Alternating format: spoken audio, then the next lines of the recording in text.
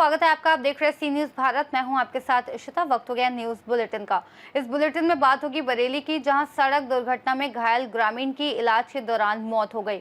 आगे बात होगी भरतपुर की, जहां रामनगर गांव में मनरेगा में बड़े घोटाले का हुआ खुलासा। ऐसी तमाम खबरों पे करेंगे विस्तार से बात।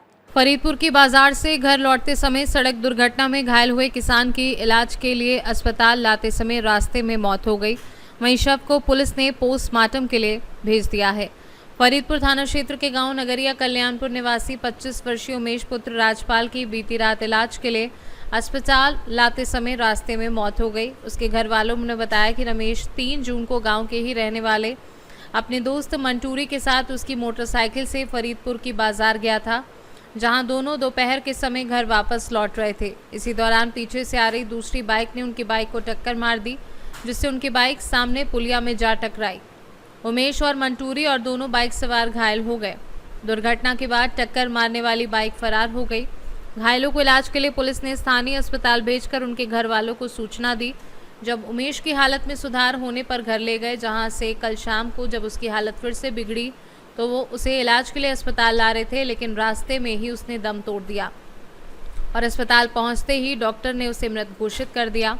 शव को पोस्टमार्टम के लिए भेजा गया है। मृतक एक बच्चे का पिता था और उसकी पत्नी का नाम स्वाति है और युवक फार्मर था। क्या नाम है आपको? गुड्डू। आपके कौन से भैया? कहाँ के रहने वाले थे? नवदिया कल्याणपुर। हाँ ना, फरीदपुर। क्या नाम था इनका? उमेश। कैसी घटना हुई? कहाँ जा रहे थे? बाजार से आते करके थी फरीदपुर से। उसके बाद मोटरसाइकिल साइड लग गई, पुलिया ये पीछे से कूद के पुलिया पे लगे जाए।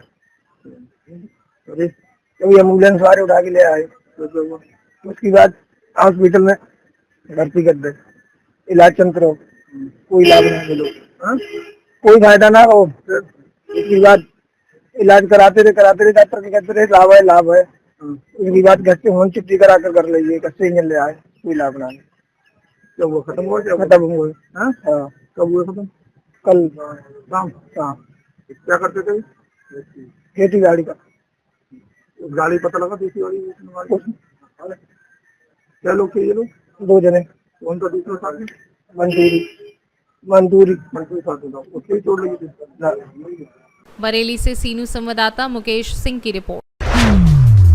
भरतपुर में उज्जैन पंचायत समिति की खडेरा ग्राम पंचायत के रामनगर गांव में मनरेगा में बड़े घोटाले का खुलासा हुआ है।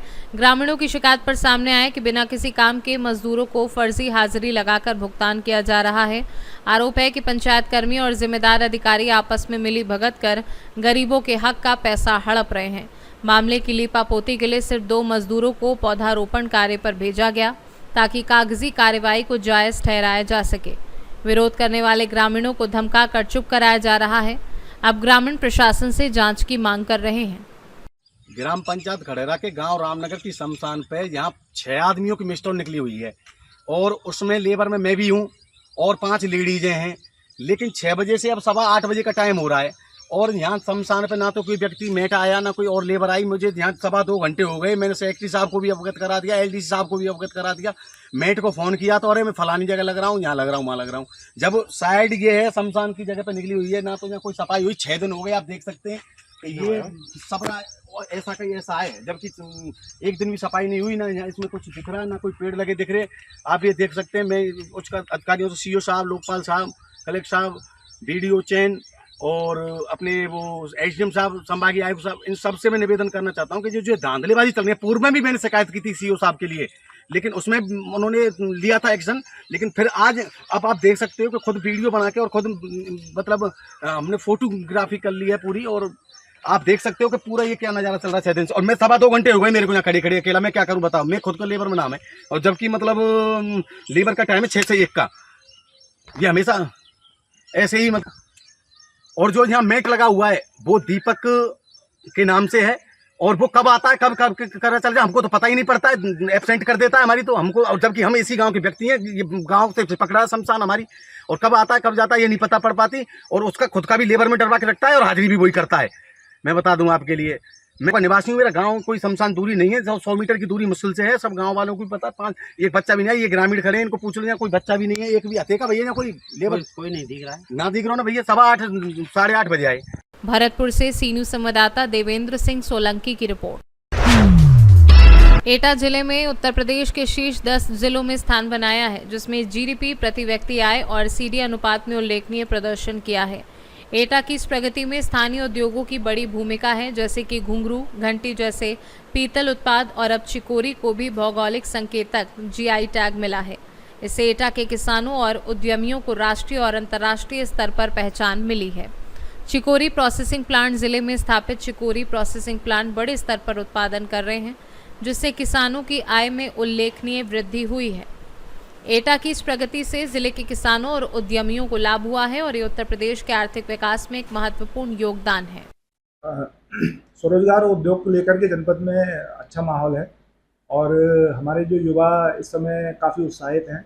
मुख्यमंत्री युवा उद्यमी विकास अभियान जनपद में जो चल रहा है और राज्य के सभी जिलों में चल रहा है, बहुत अच्छी प्रगति हम लोगों ने इसमें हासिल की है।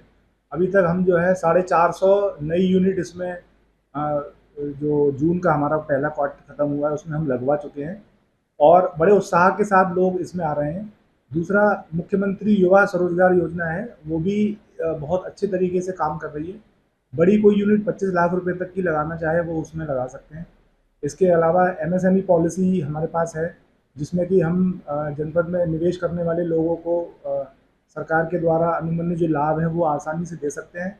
आईआईईपी पॉलिसी हमारे पास है, पर्यटन की पॉलिसी है और फूड प्रोसेसिंग की पॉलिसी है। ये सारी पॉलिसीज़ जो हैं सरकार के द्वारा जनपद में निवेश को और रोज़गार को बढ़ाने के लिए लागू की गई हैं और इनका बहुत अच्छा प्रभाव और जो है प्रचार प्रसार भी हम लोग कर रहे हैं, बहुत अच्छा प्रभाव इसका देखने को मिल रहा है।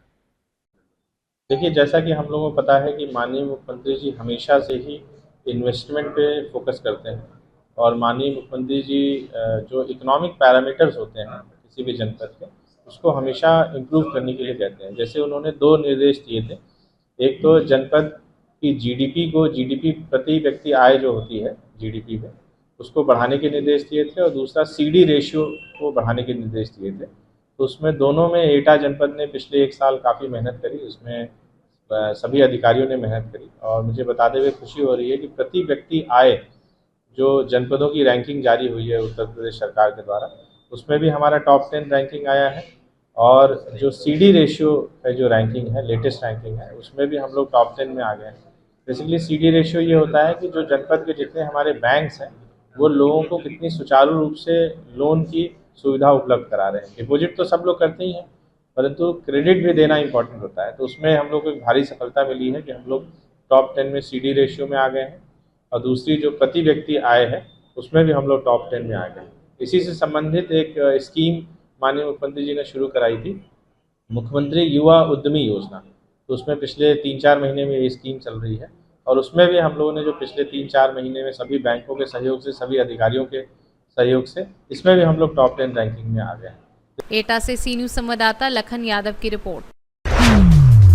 चेचट में एक सोने का मंगलसूत्र व 60,000 रुपए नकदी बरामद कर थाना चेचट पुलिस थाना अधिकारी राजेंद्र प्रसाद मीना ने सोने का मंगलसूत्र व नकदी चोरी करने वाले आरोपी को गिरफ्तार किया है। कोटा से सी न्यूज संवाददाता सुरेश कुमार पटेरिया की रिपोर्ट। थाना चिंतलान क्षेत्र अंतर्गत जगरकुंडा एरिया कमेटी के 2 सक्रिय नक्सलियों को गिरफ्तार किया गया है। गिरफ्तार दोनों नक्सली 19 जून को ग्राम तिमापुरम के ग्रामीण मुचाकी हितेश को पुलिस मुखबिरी का आरोप लगाकर अपहरण कर हत्या करने की नियत से लाठी डंडे से मारपीट कर गला दबाया जाना एवं मृत समझकर अधमरा छोड़कर जंगल की ओर भाग जाने की घटना में शामिल रहे हैं। गिरफ्तार दोनों नक्सली थाना चिंतलनार क्षेत्र के ग्राम तिमापुरम के निवासी हैं। दोनों गिरफ्तार नक्सलियों के विरुद्ध घटना के संबंध में थाना चिंतलनार में पूर्व से संगीन मामले के प्रकरण पंजीबद्ध हैं। नक्सलियों को गिरफ्तार करने में थाना चिंतलनार, चिंता गुफा पुलिस बल एवं कैंप पुलनपार 223 वाहिनी सीआरपीएफ की संयुक्त कार्यवाही रही। सुकमा से सी न्यूज संवाददाता चंद्रशेखर साहू की रिपोर्ट।